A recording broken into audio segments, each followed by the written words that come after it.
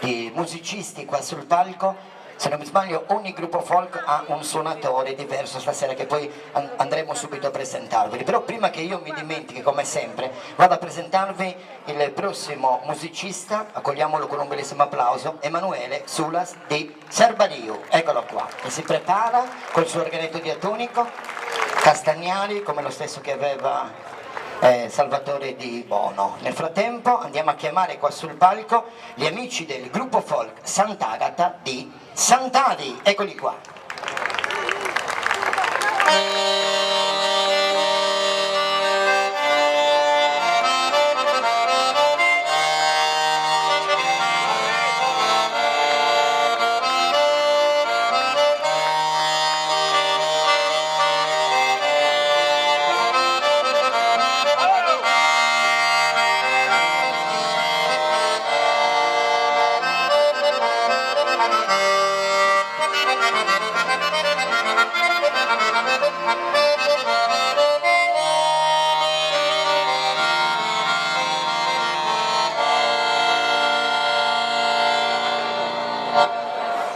Venga un attimo qua il capogruppo.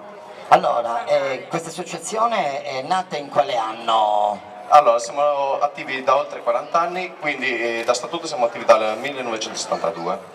Poi come ogni anno collaborate per il grande evento del 7 agosto del matrimonio mauritano, che quest'anno, se non mi sbaglio, saranno all'incirca una trentina di gruppi, ospiti, mai successo, quest'anno proprio tanti paesi rappresentati da tutta la Sardegna. Ti do il tempo di preparare i ragazzi e poi mi dirai i balli che dovete fare stasera. Possiamo dirlo tranquillamente adesso? Allora, apriremo con su Campi Daneso, successivamente su Ballo Brincao e chiuderemo con su Ballo Sovastori, tipico appunto di una realtà agropastorale come la nostra.